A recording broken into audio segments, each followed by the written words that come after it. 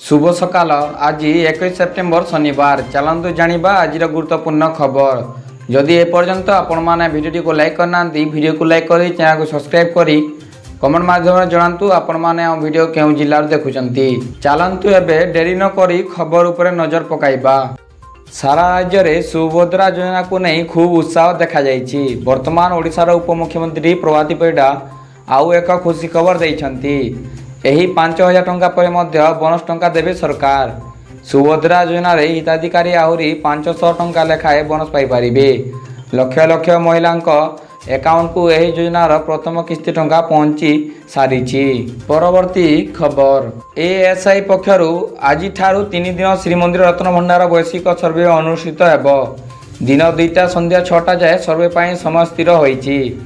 आसंता September 24 तारीख सुधा श्रीमंदिर रत्न भंडार बाकी थिबा वैश्विक सर्वे शेष करने को एएसआई महानिर्देशक को पत्र लिखि श्रीमंदिर मुख्य प्रशासन डॉ अरविंद पाड़ी अनुरोध करने पर एबे एएसआई पक्षरु उत्परता प्रकाश पाइबा सह तारीख स्थिर होईछि।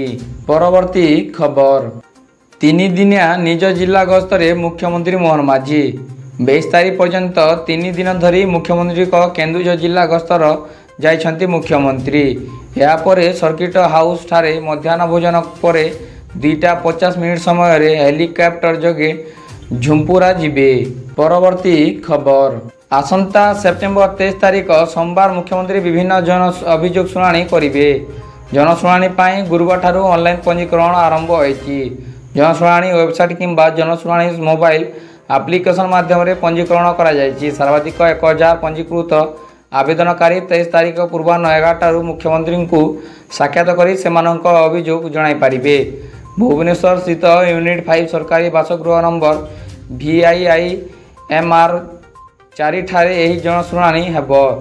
एने साधारण प्रशासन और साधारण अभियोग विभाग पक्षर सूचना दी जायछि। गुरुवार संध्या सुधा 265 जन ऑनलाइन अभियोग पंजीकृत होइतिबा बेले जना पड़िछि। परवर्ती खबर 23 रे लघुचाप 25 पर्यंत प्रबल वर्षा। आसंता काली उत्तर अंडमान सागर अंचल रे एक घूर्णिबलय सृष्टि हेबो जहाँकि उत्तर पश्चिम दिगरे गति करिवो। एहार प्रभाव रे सेप्टेम्बर 23 बेलकु उत्तर पश्चिम और उत्तर केंद्रीय बंगोपसागर एहा लघुचाप सृष्टि हेबार संभावना रहिछि। सेहीपरि आज ठारू 25 पर्यंत प्रबल वर्षा नहीं मध्य पाणीपाग विभाग पक्षर पूर्वानुमान करा जायछि। पाणीपाग विभाग आकलन अनुसार आज ठारू बालेश्वर भद्रक जाजपुर केन्द्रापड़ा कटक जगतसिंहपुर पुरी खोर्धा नयागढ़ गंजाम गजपति मयूरभंज और केन्दुझर प्रबल वर्षा होबार थिबा येलो वार्निंग जारी करा जायछि। परवर्ती खबर नवेम्बर रे राज्यर विभिन्न जिला गस्त करिवे नवीन। बीजेडी सुप्रीमो गस्त पाई समस्त प्रस्तुति करा जाउछि। यह कहिसंती बीजेडी नेता एन भास्कर राव। बौद्ध और बरगढ़ पर शंखभवन में रायगढ़ जिलार समीक्षा करिसंती बीजेडी सुप्रीमो नवीन पट्टनायक। जिले में बीजेडी संगठन को सुदृढ़ करने को दलीय नेता को परामर्श देइछंती। राज्य में बीजेपी सरकार जेमिति लोकों को प्रतारणा देइछि से नहीं लोकों को सचेतनता करिबु बोली कहिसंती बीजेडी नेता एन भास्कर राव। लोकों स्वार्थ हानि हेले आमे ताकू विरोध करिबु। नवीन पट्टनायक जिला गस्त करिबे जिले समीक्षा करिबे। परवर्ती खबर आसंता वर्ष फेब्रुआरी 15 रु केंद्रीय माध्यमिक शिक्षा बोर्ड CBSE आरंभ करिपारे 10th एवं द्वादश श्रेणी बोर्ड परीक्षा। जदिओ CBS ए पर्यंत बोर्ड पाई कोनोसी ऑफिशियल विज्ञप्ति प्रकाश करि नाही किंतु PTI द्वारा पूर्वरु करा जायथिबा एक्स पोस्ट को आधार करी परीक्षा तारीख आकलन करा जायछि। PTI पोस्ट रे लिखिछि जे आसंता वर्ष फेब्रुआरी 15 रु 10th एवं द्वादश बोर्ड परीक्षा आयोजन करा जिवो। परीक्षा फेब्रुआरी रु आरंभ होई एप्रिल रे शेष होबार संभावना रहिछि।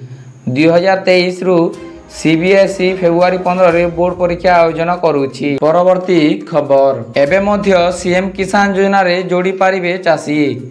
नूतन हिताधिकारी माने सीएम किसान पोर्टाल cmkisan.odisha.gov.in रे पंजीकरण करि पारिबे। पंजीकरण अवधि नवेम्बर 8 तारीख पर्यंत रखा जायछि।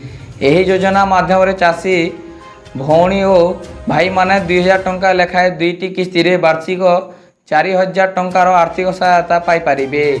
ବୋଲି ସଂସଦୀୟ ବ୍ୟାପାର ମନ୍ତ୍ରୀ ଡ ମୁକେଶ ମହାଲିକ ସୂଚନା ଦେଇଛନ୍ତି। ପରବର୍ତ୍ତୀ ଖବର, ଆଗକୁ ଆସୁଛି ପାର୍ବଣ ମହାସମ୍ଭାର। ଅଶ୍ୱିନ ମାସରେ ଧରାବତରଣ କରିବାକୁ ଯାଉଛନ୍ତି ଜଗତ ଜନନୀ ମା ଦୁର୍ଗା। ଏଥିପାଇଁ ରାଜ୍ୟର ସମସ୍ତ ସ୍କୁଲରେ ଛୁଟି ଘୋଷଣା ହୋଇଯାଇଛି।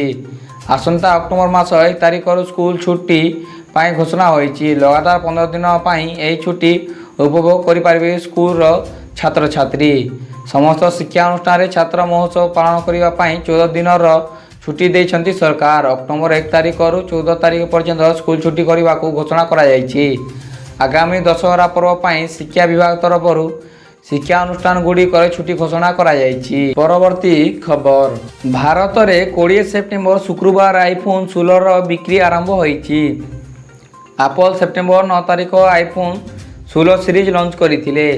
ଏହି ଫୋନ୍ରେ ଇଟସ୍ ଗ୍ଲୋ ଟାଇମ୍ ନାମକ ଏକ AI ଫିଚର ରହିଛି, ଯାହାକୁ ନେଇ ଲୋକେ ଫୋନ୍ ପାଇଁ ବେଶ୍ ଉତ୍ସାହିତ ଥିବା ଦେଖାଯାଉଛନ୍ତି। ମୁମ୍ବାଇ ଆପଲ୍ ଷ୍ଟୋର ବାହାରେ ଲୋକେ ଗତକାଲି ରାତିରୁ ଧାଡ଼ି ବାନ୍ଧିଛନ୍ତି।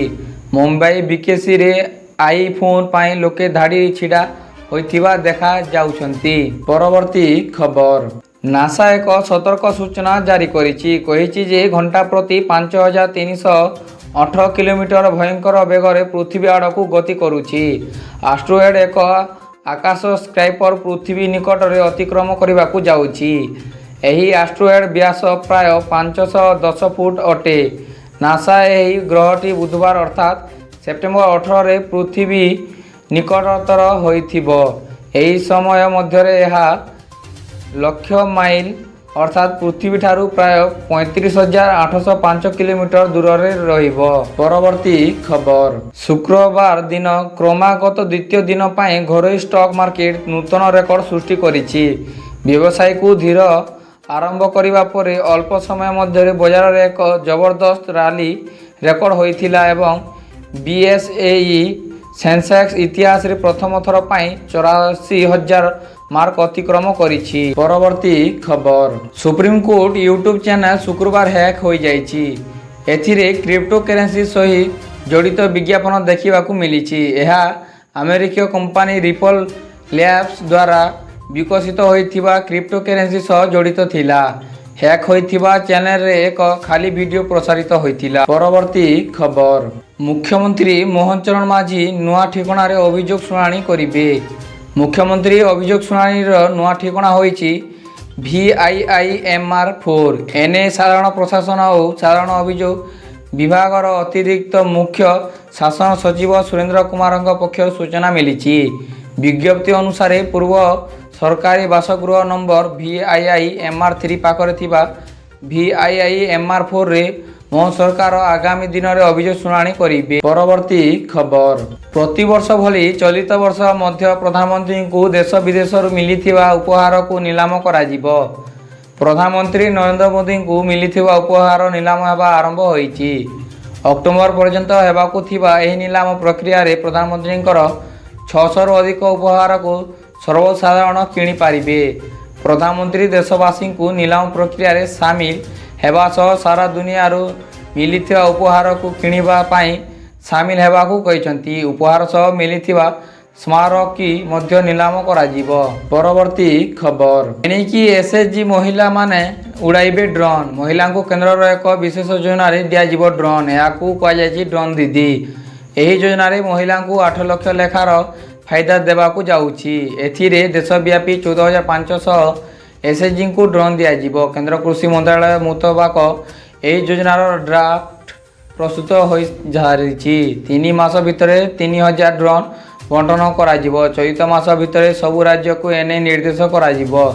ଏହାପରେ ଏହି ପ୍ରକ୍ରିୟା ଆରମ୍ଭ ହେବ। ପରବର୍ତ୍ତୀ ଖବର, ଯୁକ୍ତ 2 ପାଠ୍ୟକ୍ରମକୁ କରାଯିବ ବିଭାଜନ। ସ୍ପିଡ୍ ଅଫ୍ କେଉଁ ସମୟ ମଧ୍ୟରେ କେତେ ପାଠ ପଢ଼ା ହେବ ତାହା ଧାର୍ଯ୍ୟ ହେବ। ଉଭୟ ଇଣ୍ଟରନାଲ ଏବଂ ବାର୍ଷିକ ପରୀକ୍ଷା ପାଇଁ ପାଠ୍ୟକ୍ରମକୁ ବିଭାଜନ କରାଯିବ। ଏକାଦଶ ଓ ଦ୍ୱାଦଶ ଶ୍ରେଣୀ ପାଇଁ କଲା, ବିଜ୍ଞାନ, ବାଣିଜ୍ୟିକ ଏବଂ ଧନ୍ଦାମୂଳକ ଶିକ୍ଷାରେ ଏହାକୁ ଲାଗୁ କରାଯିବ। ଏନେଇ ସ୍ୱତନ୍ତ୍ର ରୋଡ୍ ମ୍ୟାପ୍ ପ୍ରସ୍ତୁତ କରାଯିବ। ଉଚ୍ଚ ମାଧ୍ୟମିକ ଶିକ୍ଷା ନିର୍ଦ୍ଦେଶାଳୟ ପକ୍ଷରୁ ସମସ୍ତ ସରକାରୀ ବେସରକାରୀ ଅନୁଦାନ ପ୍ରାପ୍ତ ଉଚ୍ଚ ମାଧ୍ୟମିକ ବିଦ୍ୟାଳୟକୁ ଏକ ସଂକ୍ରାନ୍ତରେ ଚିଠି କରାଯାଇଛି। ପରବର୍ତ୍ତୀ ଖବର, ଆସନ୍ତା 23 ତାରିଖ ସୁଦ୍ଧା ଉତ୍ତର ପୂର୍ବ ବଙ୍ଗୋପସାଗର ଏବଂ ସମ୍ଭବତଃ ମିଆଁମାର ଉପକୂଳରେ ଏକ ଲଘୁଚାପ କ୍ଷେତ୍ର ସୃଷ୍ଟି ହେବାର ସମ୍ଭାବନା ରହିଛି। ଏହା 48 ଘଣ୍ଟା ମଧ୍ୟରେ ପାରାଦ୍ୱୀପ ପାଖାପାଖି ଓଡ଼ିଶା ଉପକୂଳରେ ପହଞ୍ଚିବ। ପରବର୍ତ୍ତୀ 12 ରୁ 24 ଘଣ୍ଟା ମଧ୍ୟରେ ପ୍ରାୟତଃ ସମ୍ବଲପୁର ଦେଇ ଛତିଶଗଡ଼ ଓ ମଧ୍ୟପ୍ରଦେଶ ଆଡ଼କୁ ମୁହାଁଇପାରେ। ଏହା ଘନୀଭୂତ ହୋଇ ଅବପାତରେ ପରିଣତ ହେଲେ ସମୁଦ୍ରରେ ଅଧିକ 24 ଘଣ୍ଟା ରହିବା ସମ୍ଭାବନା ରହିଛି। ଶେଷ ଯାଏଁ ଦେଖିଥିବାରୁ ଆପଣଙ୍କୁ ବହୁତ ବହୁତ ଧନ୍ୟବାଦ। ଯଦି ଆପଣଙ୍କୁ ଆମ ଭିଡ଼ିଓଟି ଭଲ ଲାଗିଥାଏ ଭିଡ଼ିଓଟିକୁ ଲାଇକ୍ ଏବଂ ଚ୍ୟାନେଲକୁ ସବସ୍କ୍ରାଇବ୍ କରି ଅଲ୍ ନୋଟିଫିକେସନ୍ ଉପରେ ଦବାଇ ଦିଅନ୍ତୁ, ଯାହାକି ଆପଣ ସର୍ବପ୍ରଥମେ ନିତିଦିନର ନୂଆ ଖବର ପାଇପାରିବେ।